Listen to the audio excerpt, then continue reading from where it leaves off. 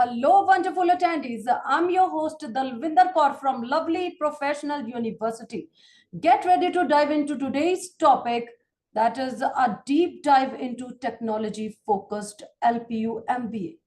Before we proceed further, allow me to introduce the experts of the day. Dr. Rajesh Verma, Professor and Senior Dean, Mittal School of Business, Lovely Professional University. With the numerous publications in Scopus indexed journals, his work spans diverse areas such as social media influence and consumer behavior. Dr. Verma's research has significantly contributed to understanding contemporary marketing trends and strategies. So now I would like to introduce the admission nominee also in this webinar, Mr. Chandan Agarwal. With the 13 years of experience in career guidance and counseling, Mr. Chandan oversees the outreach initiative across Punjab and leads the call center team also, driving admissions and enhancing the university's reputation. Before we proceed further in today's session, I would like to request everyone for any questions you can write in the chat box or in the Q&A box, or same will be addressed from my side in the end of this webinar. And now I hand over the thanks to Dr. Rajesh Verma, and it would be an absolute delight to listen from him. Over to you, Dr. Rajesh. Thank you, Dalvinder, and thank you for the introduction. Yeah, I'd like to share my screen. Good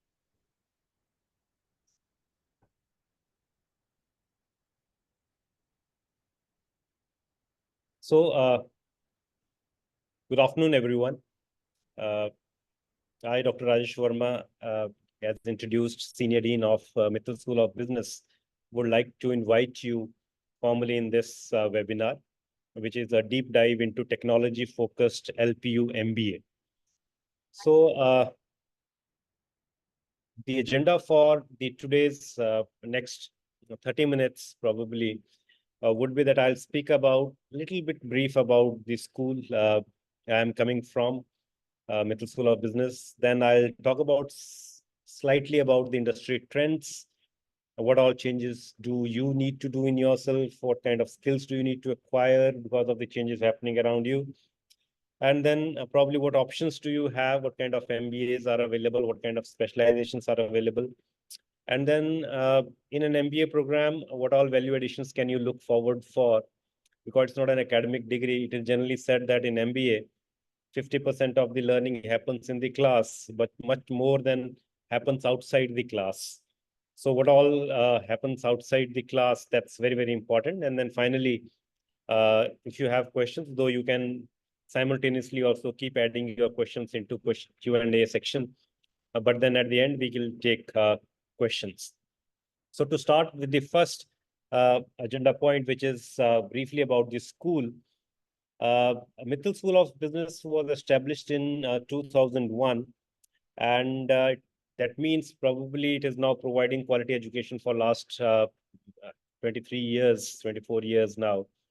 And let me also tell you that this was the first school which was established by Lovely Professional University. NRAF ranking, which is one of the most prestigious ranking treated in India, because it is by Ministry of Education, Government of India. And we have been ranked 32nd in the country amongst all the B schools which are in the country. Then in terms of your international ranking, Times Higher Education ranking, they have also ranked LPU's business and economics.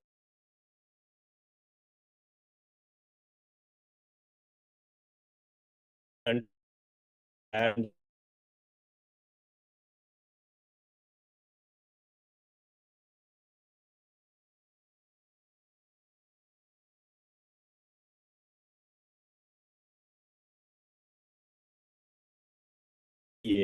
so our school's MBA program is accredited by the National Board of Accreditation. Also, if I talk about international accreditation, then the school has ACBSP accreditation from USA, and Mittal School of Business was amongst the first 10 institutions to get this accreditation in India. So that's brief about the school. Now, moving to the second agenda, which is talking about the industry trends and expectations from the students. And there are n number of trends which one should be aware of. But going by the limit of the webinar and the time we have, I'll just talk about one trend, which, because we are focusing largely today on technology, so I'll also try and limit this trend related only to technology. So if you look at the change which is happening around you, 154% the amount the global AI soft market is expected to grow year on year. All of you would have heard AI, right? Artificial intelligence. You would have heard a lot of things about automation, a lot of things about machine learning, right? A lot of discussion going on. Well, now this has become part of a common discussion amongst the people all around, right? So 154%, this is the kind of growth rate which this industry is expecting to grow. That's one. Second, 95% of the firms cite the need to manage unstructured data as a concern for their business, right? So let us understand it from a layman's term. Let us assume anybody who is attending this webinar, that means you have logged in from Zoom or whatever platform, right? A lot of data is being generated. So we are interacting with each other through this platform, data is being generated, right? You go and you transact through a bank, right? Online banking, or you use a credit card, data is being generated, right? You go and buy something online, or you order something on Zomato, data is being generated. You probably book a ticket to Delhi through airline or through railways or through even bus, data is being generated. So whatever we are doing, we are not very, very conscious about this fact, but most of the things which you are doing around you is now generating data. You are wishing your friend hello in WhatsApp, it's creating data, right? You are watching movie through Netflix, it is creating data. So that means in the entire day, whatever you do, you are creating enormous of data. And now try and visualize that the entire world is doing online shopping, entire world is doing online booking, entire world is using Zoom. So what kind of data is being generated? You can understand that. So one of the major challenge which the companies are facing today is that how do you use this data? What for you can use this data, right? This unstructured data. So that's one of the major concern these firms are having. Then 52% of the marketers cite driving growth through digital transformation as their top strategic focus, right? So 52% of the marketers or companies, you can assume it, they are saying that if we have to grow, right, the digital transformation has to be the focus of the company. Without bringing in that digital focus, probably we would not be able to grow, right? So you can understand that, right? So this automation, this digital platforms, and all other technology related innovations, they are actually changing the fundamental nature of work, right? So how does it change the work? You can simply assume it to be, let us say earlier we were going more frequently to restaurants, so the work was happening physically. Now we are actually ordering it online, so we need people to actually manage those orders online, right? We need to manage that data which is being generated. So new roles being created. The old roles would still remain, but then the new roles are also being created, right? So the nature of job is changing, right? Earlier, let us assume a teacher, or had I wanted to take this session around 3-4 years back, probably COVID has given a lot of push to online discussions. As a teacher, we only used to teach in the class. But now the nature is that I am teaching an online webinar. I am taking online classes. I am teaching in the physical classroom, right? So that means my role as a teacher has also evolved. So the fundamental nature of the work is changing, right? Which actually means that this new world for which COVID has given a lot of push, right? It demands that the students should come up with new skills. The older skills would not work now. You'll have to upgrade yourself. We have to upgrade yourself. It's not about students, it's about everyone. Everybody has to upgrade, right? Everybody has to upgrade. And I'll give you an example of it. World Economic Forum is one of very reputed organization globally. And whatever they say and whatever they research and whatever data they present is very authentic. And most of the institutions or companies across the world actually believe what they have to say, right? So I'm just taking up one of the data which they have said. They are saying 50% of all employees would need reskilling by 2025. So 25 is next year, right? And they are saying anybody who is working in the organization, the changes happening are so fast that 50% of the people need to reskill themselves. And a simple example which I gave you was that as a teacher, I was habitual of teaching in the class, right? Face to face on the chalkboard. But now I have to reskill myself. There are smart boards in the class. I have to take online classes. So if I don't upgrade myself, I would be outdated, right? So similarly, in all kind of organizations, earlier, let us assume, earlier the HR manager was hiring people by taking interviews physically, by shortlisting their resumes physically, inviting the resumes to the organization. But now this is not happening. Even artificial intelligence based systems shortlist the profiles of the candidates who have applied for the particular role. So they match the role offered by the organization with the skills available with the candidate, and they match it. And then probably the first round of interview might also happen online, and that too AI based interview method, not a person taking the interview. So that means the person now who is joining in HR in any organization, he should be upgraded with all these skills. So that's one statistics which I am giving you from World Economic Forum. Second important thing which you look at, they are saying that top 10 skills of 2025. And if you look all those skills, I'll highlight one major part of skill, which is technology use and development.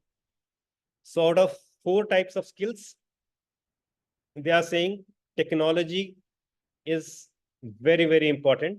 And then in that, technology use, monitor and control, and technology design and programming. These are very, very important skills for 2025 or beyond 2025, right? All other skills are important. Analytical skills, active learning, complex problem solving, they're important, right? But skill which has emerged as one of the important skill is related to technology, right? So I have brought this World Economic Forum research just to highlight the point that why we are talking about tech focused MBA, right? So this is the point why I'm again repeating it, that this is the importance that by 2025, 50% of the people need to be reskilled. This also means that whosoever would join the organization fresh will have to come up with these skills, right? So that's the importance of this point which I am highlighting. So what do companies expect from students, and what do companies expect from an MBA graduate when he enters into the industry, right? So what do they expect from him? Quick pointers about it. One, the first thing which has emerged, I am saying again, is technology savviness, because COVID has given so much of push to it that the organizations which survived during COVID were one which actually transitioned quickly into technology savvy, right? The companies which probably were not so technology savvy probably were not able to survive or were not able to thrive too much. So technology savviness is one of the most important point. Data literacy, I told you, a lot of unstructured data being generated, a lot of data being generated, right? So how do I use it? So companies need a lot of people who probably have that understanding of data and can analyze that big data. And I'm sure you understand what is big data, right? When I said, if you every day are doing so many things online and creating so much of data, you assume in the entire world how much data is being created and generated, right? And why do companies need this? A simple example for you is, let us say, all of you must be having a movie, any movie platform on your phone, right? Netflix, most of you would have Netflix, right? Now, if you see Netflix, what does Netflix do? There are n number of movies which are available in the Netflix, right?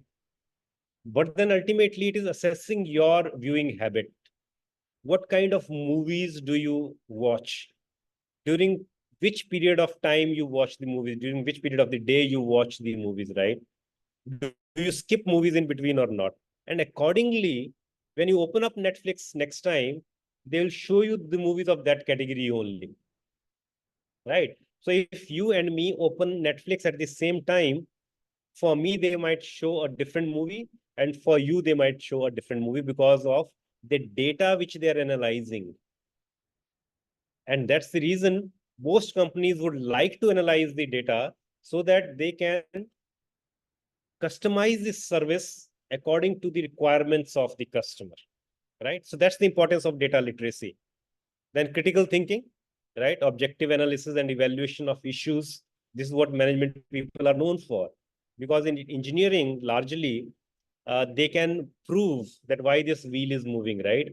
Or they can prove why the current passes through two wires.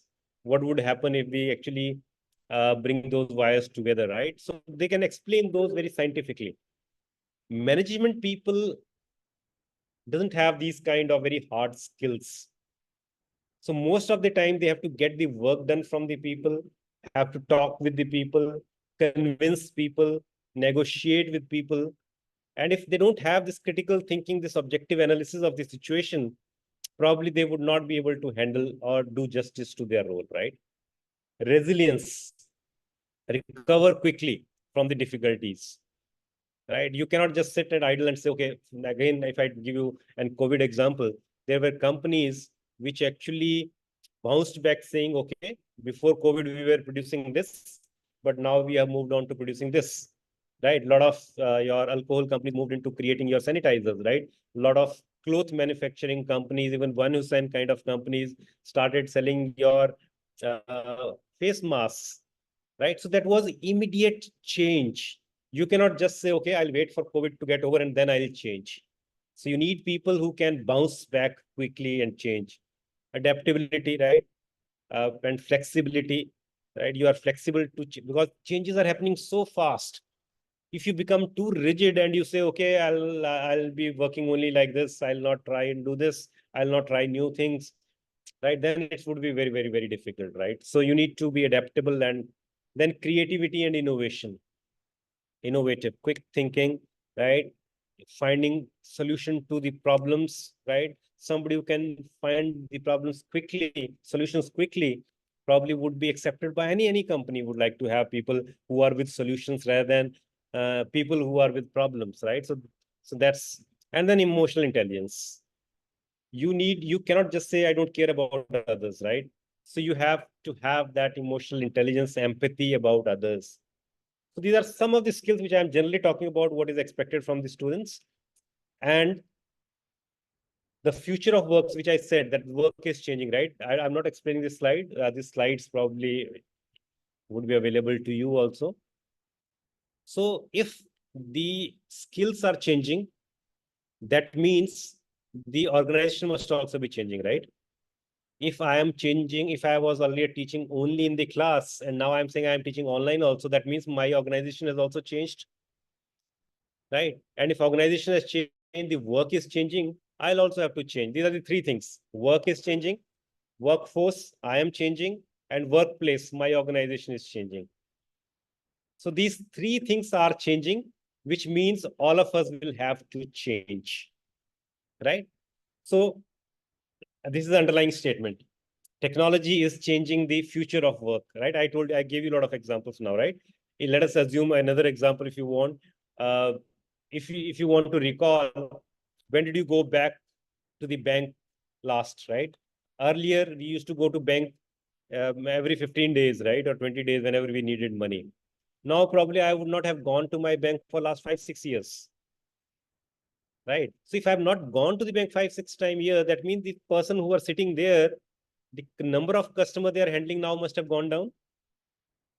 In fact, to handle the customer like me, companies would have hired new people or would have trained their previous peoples in the new technology. So that's why the future of work is changing, right? Future of work is changing. And in many cases, whenever I interact with the youngsters, I ask them how much cash do you keep in your account? Or whenever I talk to some of my students, or when sometimes I take phone of my students, they become so restless, right? Because They say, sir, oh, aaj sham ko khana nahi kha payenge, sir. Or there's no cash available. Everything is being done through this, man, right? That means the companies are not accepting cash. You don't have cash. So that means the people who are handling cash in the organizations will have to change now, right? So that's what is important. So are you ready? The question for you is that are you ready for this kind of environment which is changing? Probably the answer might be no at this time, but what is the way forward? Right? Right now, if you are not ready for that kind of situation, it's fine because you are not going into the job market now, right? You'll probably go into the job market after 2 years. So which means the program you are looking at, or the program you are applying for, or the program you are thinking to study for next 2 years, whichever institution, wherever in the world, that should prepare you for this kind of skills, right? So that's the important point. Right now, if you don't have that kind of skill, no issues. The only thing required probably for you is to have a orientation towards technology. That means you should be ready to experiment. And let me tell you, sometimes we fear, right? Sometimes we fear technology. Pata nahi technology mein kya hota hoga, right? But ask yourself a very simple question. Who taught you to use Netflix? Or who taught you to use WhatsApp? Or how do you use your smartphone without training? Earlier, when I started using smartphone, probably there was a big booklet which used to come with the phone, and that used to explain the first step, second step, third step, fourth step, right? How to set up the phone, how to use the phone, everything was there. Now there is hardly a 2-page or 1-page document available with the phone, and that too nobody sees it. So that means that's the only orientation required, the willingness required to learn, and that's true with every kind of technology now, right? I'm not talking about coding and everything because that's domain of engineers and that's domain of others, but I'm just talking about technology orientation. So you can learn n number of technologies if there is the learning attitude and you have the right kind of mindset for that. So that's what an MBA program would also train you for. So with this, I'm moving to the third agenda point, right? So second agenda point, I told you the industry trends, and I focused largely on technology trends, but that's becoming one of the most foremost skill. And also you think about it, is there anything you do these days which does not include technology? And you'll struggle to find an answer to this question. Because most of the things we are doing around now are related to technology, or technology has a role to play there. So the MBA program should prepare you for that. So I'll just give you an idea on, you can use this as in comparative points, right? It's not about only LPU MBA. Whatever MBA is in your mind, compare whether MBA is preparing you for these things or not. So at LPU, in a regular MBA program, I'm not talking about a specialized program, which I'll talk about later.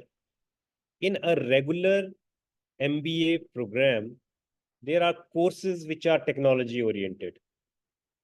For all the students, whether they have a tech background or they don't have a tech background, because let me tell you, MBA is a very generalist degree where people from physiotherapy, hotel management, agriculture, commerce, management, engineering, they all come together. But to all of them, we teach Excel, which is spreadsheet modeling, right? We teach, again, Excel, but then statistics, how to use Excel in statistics, then SPSS in research methodology, then Python, right? But it's not about core coding thing we are doing. It's use of Python in taking business decisions. Then Power BI or Tableau, which is again software's data for data visualization. And there is a course on emerging technologies. What is virtual reality, right? What is artificial intelligence? What are robotics, right? So all these technologies are being taught in that course so that you have that orientation that if you are into what kind of environment, you are ready for that environment, right? Then in MBA program, we have these specializations which are offered and delivered also by industry. For example, business analytics is taught by IBM. Digital marketing is taught by experts from DMI Ireland. Financial consulting is taught by KPMG. Investment banking is taught by Ernst & Young. Product management by Spice Catalyst US, and HR by SHRM. And what I mean by this is that the curriculum is also designed by these industry people, and their trainers come and they teach these courses. And student has to pick one of the area, and in one of the area there would be 6 courses. Let us say if I choose business analytics, you would be taught 6 courses by the IBM trainer, right? That's what it means, right? So that's delivered by also by the industry, and even assessed by the industry, evaluated also by the industry. And how does it help us? You see, there generally in most of the cases it is said that there is a gap between industry and academia. So when the industry is developing the curriculum and they are coming and delivering, which means that we are trying to cover that gap. And these are the pointers which I am saying you should compare with any kind of MBA which is in your mind. Whichever institutions you are actually looking forward for, you need to compare these pointers which I am talking to you right now, right? In our MBA, which is general MBA, the super specialization is with 12 courses. That means if you want to do only specialization in marketing, you can pick up 12 courses and do super specialization. Or you can do dual specialization with 6 courses in one area and 6 courses in another area. And I'll explain it to you. All conventional specializations are available. Marketing, finance, HR, operations, retail, IB, information technology, strategy, entrepreneurship, banking and financial services. These are all conventional specializations and student can pick them, right? Then we have new age specializations, which I just talked about in tie-up with the industry, or apart from that also e-commerce, agribusiness, auditing and taxation, investment banking, financial markets, hospital and healthcare. So now these are the broader, and again, this is one of the areas which you should compare with any MBA program. Whichever institution you are considering, compare it with that. Do you get this kind of breadth? More the breadth of specialization area means that most of the students would get an area of their choice. So you can compare this with any institution you have in your mind, right? So now let us say you want to do a business analytics specialization. So you get 6 courses from business analytics, and you want to do alongside, you want to do marketing. So you can pick up 6 courses from marketing also, right? So that's, so you have 6 business analytics, 6 from marketing. This becomes your dual specialization, right? So that's what is actually meaning of dual specialization. So you pick up 6 courses from marketing, you pick up 6 courses from financial consulting. This makes it as dual specialization. Or you can pick up 12 courses from one area, right? So that's another way of looking at it. So now,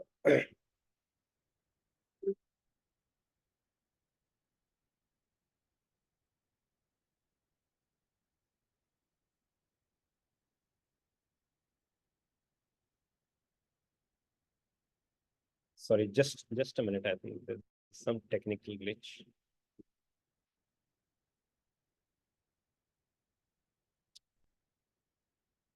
Okay, so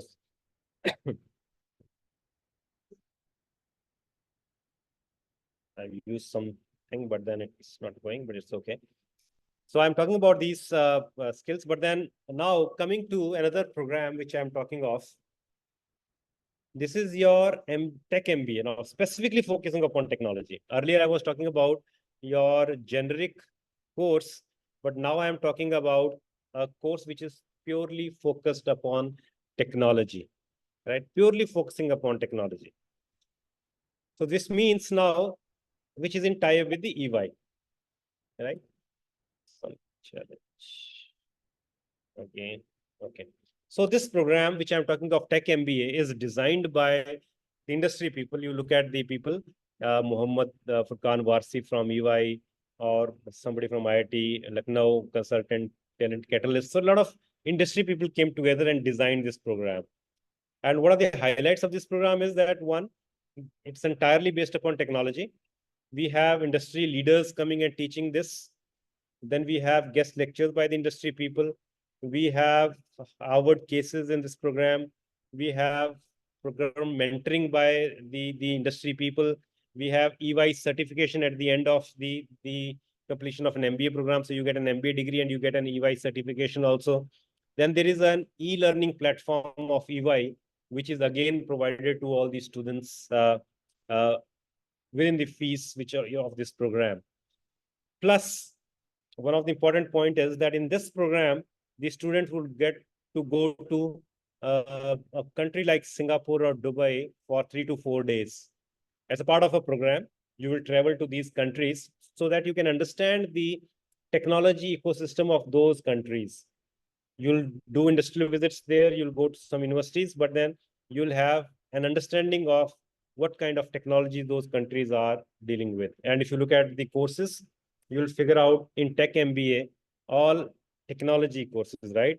AI, automation, Microsoft Azure, and then big data analytics, right? So programming, everything in this. But the only thing is that in this program, your eligibility is STEM, right? So you need to have a mathematic or computer background to enter into this program because it's a little bit technical, more pure technology oriented. Apart from that, we have other industry tie-up programs like MBA Business Analytics, which is again with EY, MBA Financial Market, which is in tie-up with National Stock Exchange, MBA Supply Chain and Logistics in collaboration with Safe Educate. Or we have programs which are specialized, but they are not in tie-up, like MBA Hospital and Healthcare, MBA Tourism and Hospitality, MBA International Business. Now, what is the difference between MBA and specialized MBA? I talked about one, which was General MBA. I talked about Tech MBA. Then I talked about specialized MBAs. The difference is that somebody who is very clear that I have to go into hospital and healthcare. So why should he go in for a general MBA and then when the specialization starts in the second semester, here the specialization would start from the very beginning. From the first term itself, we will talk about hospital and healthcare. Or if one want to go into an export and import business, why should he be doing general MBA? He should direct away go into MBA international business. And from the very first semester, he'll start reading courses related to export and import. Whereas a person who is not very clear about which area he wants to develop in or which area he wants to make his career in. So he can join general MBA. During the first 2 modules, MBA at LPU is modular, which means we have 8 modules in 2 years. And one module or one semester, if you want to understand, is divided into 2 modules. Right? So that's what this means. So if somebody is very clear, then specialized MBA. If one is not very clear, wants to understand the management ecosystem first, then want to choose an area, then go in for MBA, right? So that's what this program is. And somebody who is very, very clear, very enthused about technology, then Tech MBA is a program for them. Now, the fourth thing, the agenda point which I mentioned was value adds in MBA, right? I said most of the learning in MBA would happen outside the class. Within class is very important, outside the class is more important than that, right? So what we will do in the classes is a lot of simulations, right? Simulation-based teaching, right? So there would be scenarios created. This again, technology. Every day there would be news analysis. Every day there would be case study. There would be a lot of dilemma situations, scenario planning, role plays, a lot of experiential activities happening all around you, right? This is part of the MBA program. But more importantly, you'll get an opportunity to work on the problems which the companies are facing, or you'll get an opportunity to sell a product. If you are very, very enthused about selling or earning more money around, along with your MBA program, you can actually do a lot of live projects of the companies. And the examples I've given here, BKG, Britannia, Decathlon, all these offer live projects and you can do it along with your program. That's what is happening outside the class. A lot of guest interactions, and you can see on your right, the CFO of Hero Motors was here. I've given you an image of one of the latest one, which has happened. You can see the guests coming and doing activities, snakes and ladders activities with the students. Then there are influencers who are coming and talking to the students. And if most recent event, if you want to see, is Insta Confluence, right?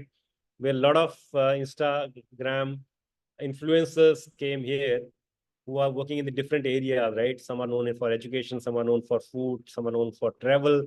They have come here and they have interacted with our students. Then conference and tech focused events. If you look at the events which happened in 22 and 23, you will see that it was on Industry 5.0, which is again touch, innovation, and efficiency related to technology. 2023, you can see digital transformation for business sustainability. So all conferences or events happening in this campus are all tech focused now, technology focused now. And you might say that probably I am overdoing it. I am over focusing on technology. But let me make this point very clear. And I have told it to you, just see your own lifestyle.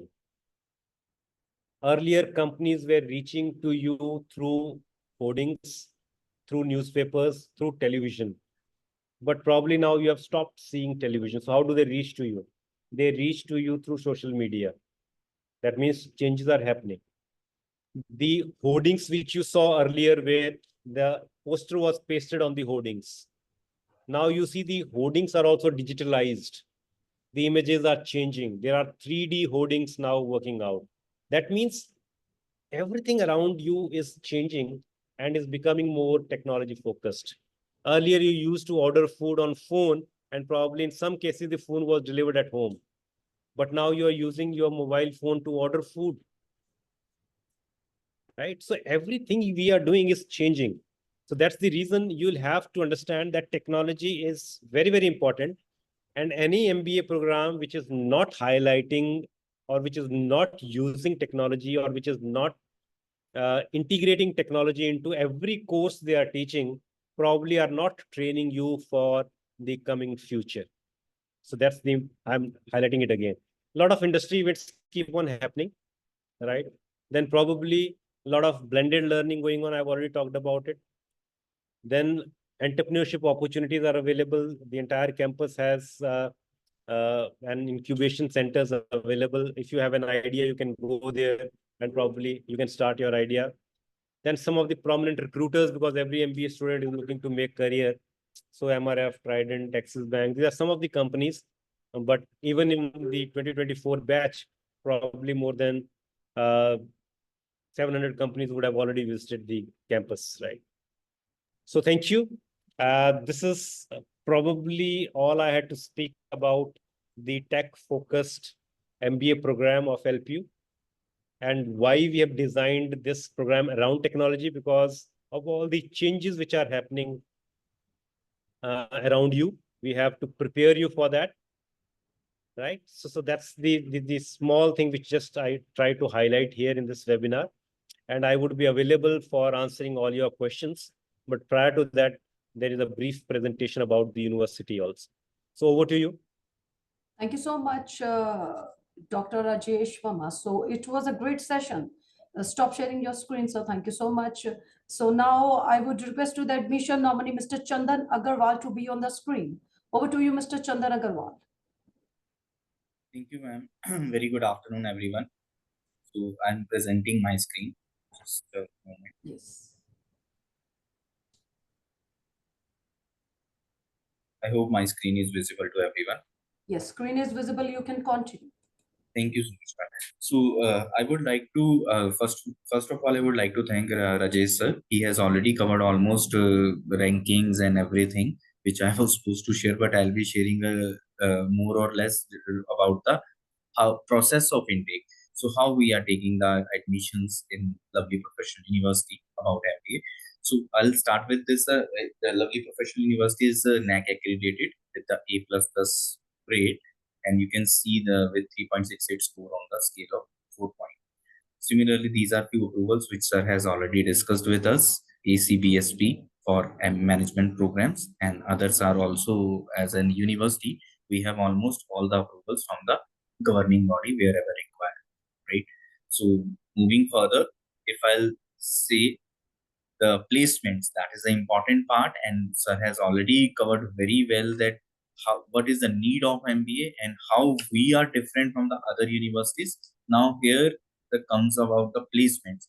So our university is also focusing on entrepreneurship in case of management as well as in terms of placements.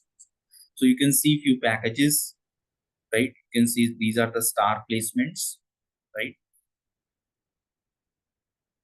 Not only this, if I talk about the management specifically, so there are certain placements I'll discuss later on in this presentation also.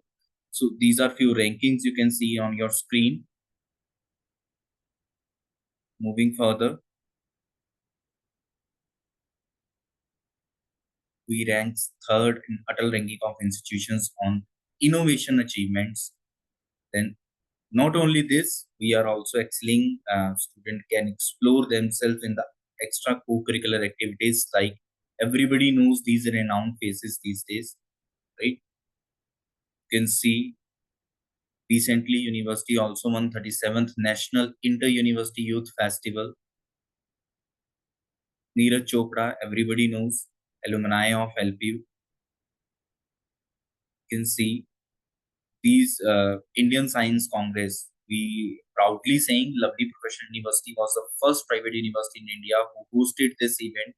Otherwise, it used to be happening into the government institutions only. And perhaps it is a world's largest science event that we had, right? Prime Minister, it's a protocol of the Indian Science Congress that Prime Minister has to inaugurate. So Shri Narendra Modi ji was here in campus for inaugurating that Indian Science Congress. So these are few renowned, faces. Everybody knows they used to visit our campus or on different occasions, right? Everybody knows these personalities. You can see. Not only this, related to it's a very happening campus. You can see these kind of celebrities used to come to our campus for promoting their movies also. Not only this, there are live concerts also within a campus. See, these are the few glimpses. I'm moving further. This this is an inside view of the auditorium that we are having inside the campus. This is a view of the iMac lab available within a campus. This is a view of the journal library that we are having inside the campus only. This is a view of the shopping mall. And opposite to this, you can see the business block where Mithil School of Business building opposite to this shopping mall.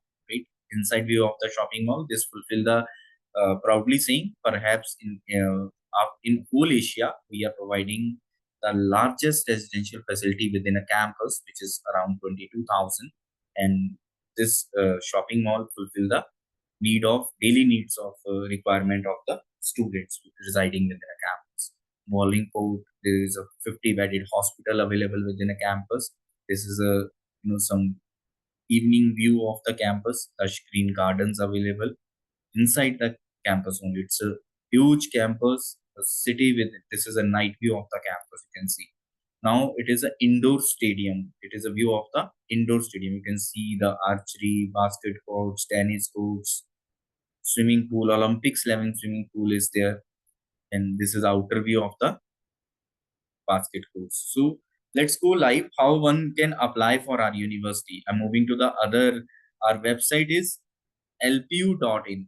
I simply opened lpu.in. Once you open this, click on this admission part. Once I hover the mouse on admissions, I'm supposed to click on after graduation onto the regular programs. As soon as I click on the regular programs, you can see further so many disciplines or options are open. I'm supposed to, if I want to take admission in MBA, let's say, so I'm supposed to click on the management. As soon as I click on the management, you can see all the specialization programs are mentioned here as are shared. MBA Management Technology with EY, and similarly these are the specialized, and I'll talk about the journal MBA program here, regular. So once I click on the MBA, you can see these few highlights are given. It's a 2-year program. These are few highlights and certifications that we are covering under the MBA. And then not only this part covers the eligibility. You can see the eligibility. Eligibility is 55% aggregate marks will be required in bachelor's degree. It should be in any discipline, right? Or equivalent. Subject to qualifying, there are certain entrance exams for MBA. One should clear the entrance also. It can be our own entrance, which is, we call it LPU NEST, or any national level test. You can see CAT, MAT, ZAT, NMAT, CMAT, or CUET. We are considering all these examinations also. If you are qualifying this entrance exam, post that there is a requirement of video essay, and post that the one interview will also be taken by the our interviewers, or you can say the faculty members. Then you will be allowed to take the admission. Similarly, few other exemptions are also mentioned here. You can go through. So company secretaries can also apply for this. They need not to appear in any kind of exam. They can directly apply by one video essay and interview requirement would be there. Same for the CA also, CAs also. And similarly, moving further, this was a eligibility criteria. Not only this, moving for, if I'll be talk about the fee structure, that is the most important part of any program, which is 2 lakh rupees per semester. But don't worry, no need to pay. Everyone is need not to pay this much fee, because we are also offering a huge scholarship. So you can see, if somebody on the basis of LPU NEST, on the basis of last qualification also, if somebody is having 90% or above in their graduation, or in our entrance exam, if somebody is lying in the first category cutoff, they'll be directly eligible for 20% scholarship. That means their applicable fee would be reduced to 1,60,000. 40,000 scholarship would be offered in that case, and this is not only for one semester but for all 4 semesters. So this is a benefit of 1,60,000, not only 40,000. Similarly, for other slabs also, you can see somebody is having 80 to 89.99% in their grad, or they are scoring equivalent to category 2 cutoff in their entrance exam of LPU NEST, then 15% scholarship would be offered to that candidate, and the applicable fee would be 1,70,000 in that case. And this scholarship will be applicable for all 4 semesters. Similarly, there is a third slab of, if somebody is having 70 to 79.99% in their graduation, or if somebody is having like third category cutoff in their LPU NEST exam, then 10% scholarship would be offered, and that means 20,000 per semester scholarship would be given, and applicable fee would be in that case 1,80,000 only. Now moving to the important dates part, which is a very important part of this. You can see last date to apply for MBA is for this phase. Actually, we are doing admission in the phases. So up till 10th of July, if you'll be appearing in the exam, then your result will be declared in within a 48 hours. You need to upload the video essay by the next day of the exam, and then post that within a 7 days. And last date should not exceed from 15 July. If you'll be taking admission within this thing, then these scholarships, which I discussed, this is the phase, present phase, means last phase benefit was 5% extra scholarship. You will be eligible for extra 5% scholarship if you'll be applying till 10th of July. Otherwise, in the current phase, the scholarship that I discussed just now, these will be applicable. Once I click on the June phase, if you want to take the benefit of the last phase, the extra 5% scholarship was there, that up to 10th of July, if you'll be applying, you'll be getting these benefits. The scholarships are up to 25% instead of 20%. It is reduced by 5%, right? So do apply as soon as possible, right? There is, if somebody wants to check the syllabus of the entrance exam, and then there is another website with the name of nest.lpu. Once you click on that, this web page will be open up. Once you can see this web page, nest.lp. Once I click on the management part, you can see under the process, interview, test, under the information part, you can see question paper pattern would be there, syllabus, sample questions even are available for proceeding. So through this, I'm winding up here. If anybody is having any query regarding admission process, you can also drop us a mail on admissions@lpu.com. Thank you. Thank you so much, Mr. Chandan Agarwal. Stop sharing your screen, Mr. Chandan Agarwal. Yes, ma'am. Thank you so much. Thank you. As I can see, sir answered, Dr. Rajesh answered all the questions from our participants. Can we take one more question, Dr. Rajesh. Yeah, please go ahead. Yeah, someone is asking here. So I have taken an online MBA admission in LPU. I just want to know that the placement package will be the same as for online MBA student as shown in the PPT. Will they will be the same environment as physical class will be, and is there any chance to visit the campus?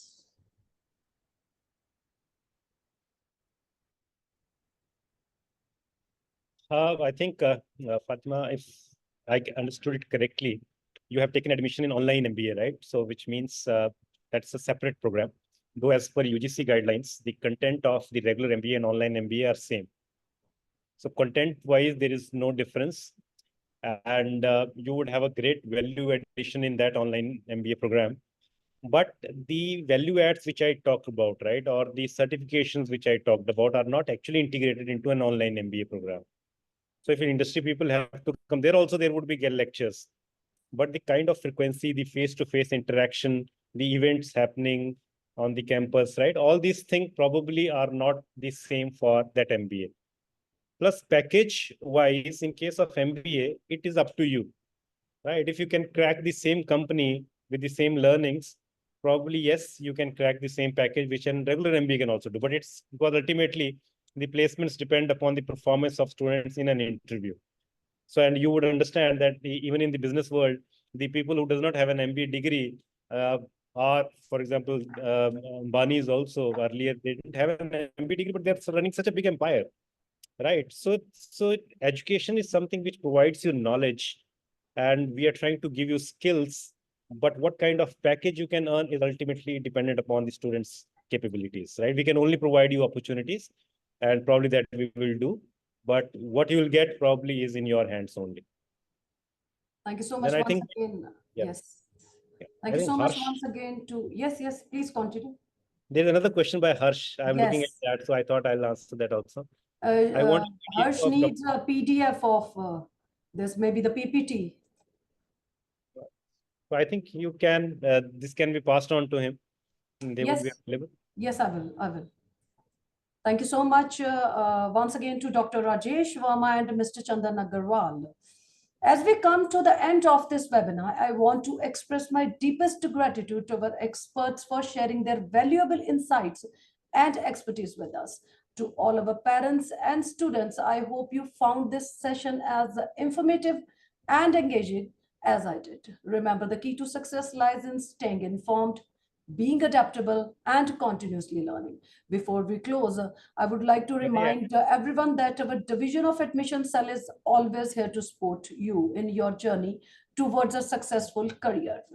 So if anyone wants to access this webinar again, they can visit our website, that is lpu.in, or can be accessed on YouTube also. Stay connected with us for future webinars. Darvinder, can I add one Yes. point? Can I add Yes. just one last point? Yes, please. Darvinder, I saw probably hardly any student has dropped out of the webinar.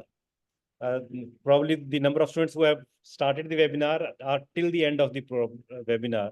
So there is a lot of interest amongst the students in this program. Yes. So I would say that if probably you have any questions related to this, as Dalvinder is also mentioning, please get in touch. If some of your questions have not been answered, please get in touch with us, because Yes. I see a lot of interest amongst you in this technology focused curriculum MBA program.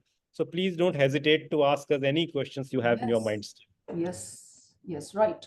So stay connected with us for future webinars until we meet again. With the permission of my seniors, I will be signing off this webinar. Take care and goodbye. Have a nice day.